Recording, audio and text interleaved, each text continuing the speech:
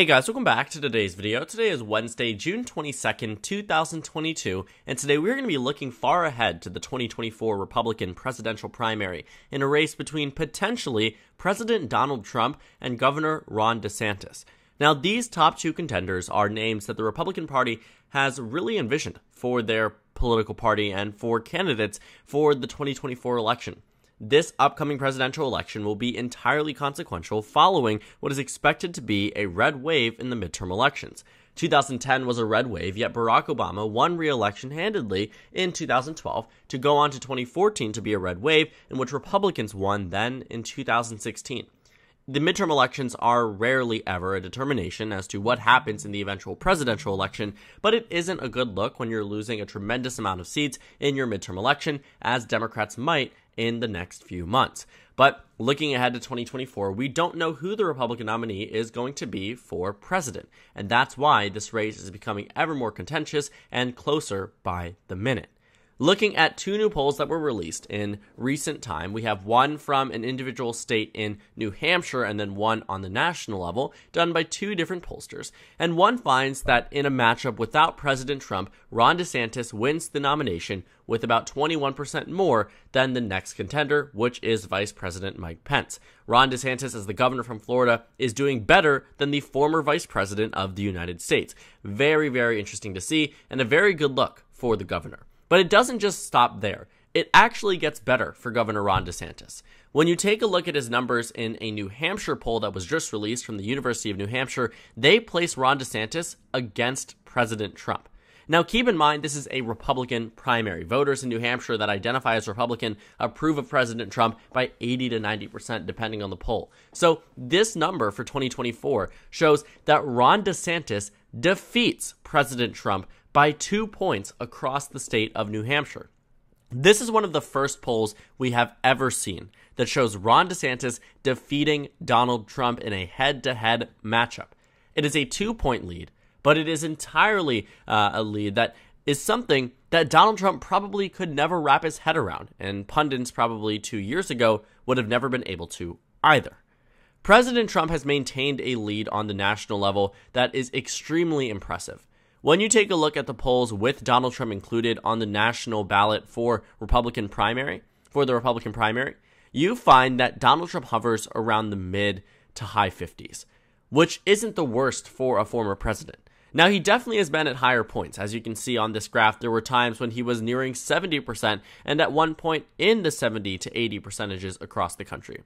And that was early on, immediately following the 2020 election loss, that Republicans still have yet to entirely admit, President Trump included. Yet he is very much gearing up and ready to run in 2024. But as we see in these numbers, voters aren't exactly thrilled to vote for President Trump a second time. Being around the mid to high 50s, sure, it's good if you're looking at this from a pure political standpoint. But in terms of who he is, as the former president, who won the nomination twice before, who was the Republican nominee, practically, could be a third time, this isn't a number that I would brag about or one that I would be proud about. Being in the mid to high 50s as the former incumbent president isn't a good look. It shows that there are voters out there, nearly half the party, that are undecided or willing to vote for another nominee instead of you. The numbers show in the most recent polls from McConnell and Associates show that Ron DeSantis is at 13%, Nikki Haley is at 4%, Larry Hogan is at 1%, Mike Pence is at 9%, Mitt Romney is at 3%, Marco Rubio is at 2%, Tim Scott's at 1%, and Donald Trump is at 53%. But that means 47% of respondents gave an answer other than the former president. When you take a look at numbers dating earlier on back, not immediately following the election, because at that point it was a bit trickier as to whether or not Trump was actually going to win, but once it became clear through the presidential certification and states sending their electors, it became more difficult to envision how Donald Trump would be winning re-election in 2020. So once inauguration happened, you found these numbers to hover around where they were right now, but at some points even higher. 71%, 57%, 57%, 59, 62, 68, 48 as a lower point. Then back up to 63, 57, 66, 55, 65, 55, 59. And then it started to fluctuate a bit, but generally speaking, it wasn't out of the ordinary to see numbers in the 60s. Now it seems to be rare. Now it seems to be something that you simply don't see in practically any of the recent polls. The last time it was in the 60s was in October of 2021.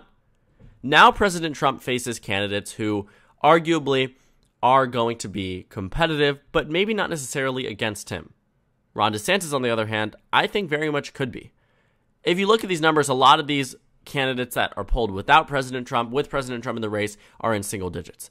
The only one who isn't in single digits is Governor Ron DeSantis. And in the four most recent polls, this 13% recent poll showing is actually the lowest out of them all. One was 15, then 19, then 20%. Point being, Ron DeSantis still poses at least somewhat of a threat or a person who can siphon votes away from the former president. And now with this new poll from the state of New Hampshire, I am convinced that should Ron DeSantis run, he would do very well against President Trump. It isn't just this individual poll, but a culmination of a lot of things. I don't know if Ron DeSantis would beat President Trump. I wouldn't question it if that was the result. I also wouldn't question if Donald Trump was to easily win the primary. There is so much that happens between now and the time that the first ever Iowa primary occurs, or caucus, in the state of, on the national level for the Republican primary. But right now, it just doesn't look good for President Trump. Because the way that the trend and the way that the polls have been going, it has been getting worse and worse for President Trump for his re-election bid. He might have maintained his mid to high 50s in some polls, but the other candidates seem to be rising in support, in name recognition, and ability to win. Because beyond the national level, these individual statewide polls should tell you that Ron DeSantis could come out of nowhere, maybe now, but also could build up these numbers over the next 2 years. Because it isn't just New Hampshire. This New Hampshire victory is a fluke. I don't know if this would actually happen. It's possible, but it's very impressive for Ron DeSantis. He's losing in all other statewide polls for context, but I do think that his showing is still very much impressive. For instance, take a look at the state of Illinois. A public policy poll released here shows that Ron DeSantis loses to President Trump by about 28 points. Now, if you go back into 2016, Donald Trump won many states larger than by 28 points as the non-incumbent, as someone who was winning on the national level with just 44% of the vote. If he is defeating a governor of Florida who had no name recognition 2 years ago across the country by just 28 points, what does that tell you about President Trump? Voters here in Illinois, Republican voters in specific, might approve of Trump with 80 to 90% in the approval, yet only give him about 51% of the vote in a potential primary matchup. It isn't just that. Other numbers on the national level show a Trump victory of just 33 points. In the state of Maryland, Ron DeSantis doesn't perform as well. Larry Hogan does significantly better. But Donald Trump is only winning this primary by about 23 points. You take a look at numbers in beyond the national level, more so statewide numbers. You take a look at Texas. Donald Trump only defeats Ron DeSantis by 16 points. You take a look at polls in the state of North Carolina. Donald Trump only defeats Ron DeSantis by 29 points. The point being that some of these statewide polls are showing us closer results than you might predict just looking purely on the national level. Because there are Republican voters out there that might adore President Trump that simply look back to 2020 and say, you weren't electable once, we can't run the risk again. And realistically speaking, Donald Trump is not the most electable candidate for 2024. While some Republicans might want him to run and might want him to be this nominee, he already lost to President Biden fairly. That could very well happen again in 2024. Ron DeSantis provides a new voice. He captures in the Trump base, he wins nearly almost all of the same groups in the electorate, and does better in Florida. Why wouldn't he be the better nominee? That's a question Republicans might need to ask themselves. But Donald Trump is very confident about this potential matchup between Ron DeSantis. But I would also sort of read into this confidence as maybe something that is not so confident for President Trump. Why is Ron DeSantis being the name that is mentioned to President Trump when they talk about a potential matchup? Donald Trump isn't questioned about many other Republicans. They rarely ever ask him, if at all, about Ted Cruz, Marco Rubio, Ben Carson, names from 2016. They rarely ask him about new names, Mike Pompeo, Nikki Haley. But they always ask him about Ron DeSantis, because this isn't the first time that this has been in the media where Donald Trump has actively and openly talked about Governor Ron DeSantis. He did so back in December, where he was questioned again about Ron DeSantis potentially challenging him. He did so in another interview where he said that if Ron DeSantis had not been endorsed by Trump, he would not even be governor of the state of Florida. Donald Trump says in December that Ron DeSantis would be a good vice president. I made a video talking about this because I think this is an indicator, at least back then, that President Trump thought he might lose to Ron DeSantis. The only reason why you would ever put someone in this second position of power to you is if you know that they might be vying for your own position.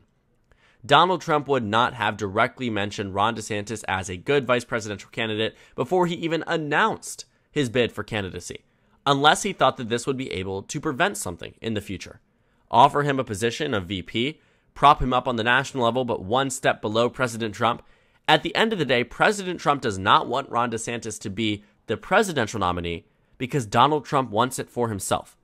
But like I said, he's confident, or maybe he's not. It's hard to read into things such as this because President Trump rarely ever reveals if he's not confident, which is why you have to read into it the same way that I am. I think President Trump could very well defeat Ron DeSantis, but I also think Ron DeSantis could still have a very good chance at victory, depending on how he plays his cards over the next year and a half. Ron DeSantis has time, and Donald Trump's numbers are really only dropping on the national level. But like I said, President Trump says that if he was matched up against Ron DeSantis, that he thinks he would win, and that he's very close to making a decision on whether or not he's going to run. He was also questioned about this in October, saying that if I faced him, I'd beat him like I would beat everyone else. President Trump has been clear that he knows exactly who is going to win the nomination and that he believes it's going to be him. The political betting markets, on the other hand, aren't so sure. For the first time in over 3 months, Ron DeSantis has overcame Donald Trump in the political betting markets. This occurred about a week ago. Donald Trump had always maintained a lead over Ron DeSantis and practically any other Republican that seemed to be weighing a bid for 2024, until recently. Now Ron DeSantis stands, potentially speaking, at a higher chance at victory for 2024 than President Donald Trump. Donald Trump seems to be at least worried about that. As reported here, Donald Trump is even considering announcing that he is going to be running for president near Tallahassee, Florida, which is Florida's capital city, to, quote, show DeSantis who the boss is. I think it is becoming clearer by the day that Ron DeSantis and Donald Trump might be gearing up for a bid against each other. Ron DeSantis got his entire campaigning personality practically from President Trump. He replicated what worked in Florida in 2016, and he did it again in 2018. And he did so effectively. Looking at the state of Florida and beyond on the national level for the Republican primary in 2024, if I was President Trump, I would be worried. Because just about a year and a half ago, right after Biden's inauguration, Ron DeSantis wasn't even a name that Republicans nationally knew. Many of them did, but he was not certainly as recognized as he is today. You go back prior to the 2020 election, Ron DeSantis wasn't even considered as a potential candidate for the 2024 race. So looking at our numbers now, with new numbers out of New Hampshire that even show that in a matchup against the former president, someone can actually beat him, means that this is getting the snowball rolling. Things are starting to pile up against the former president, and it doesn't look too good. So what I would say moving forward is that we should keep an eye out for what Ron DeSantis does. He's started traveling across the nation the same way that President Trump has. He started talking to donors, raising millions and millions of dollars for his reelection bid that is almost all but secure. Realistically speaking, Ron DeSantis is taking these efforts and making these moves and putting forth this effort because he doesn't necessarily see the governorship in Florida as his endgame, but rather President of the United States. While Ron DeSantis has said individually that he's rolling out a presidential bid, so did Hillary Clinton back in 2012 and 2016. Said she wouldn't be running for president in either of the 2 years. But she definitely did. And we knew that she was going to because it was very obvious. It is very obvious with this governor from the state of Florida.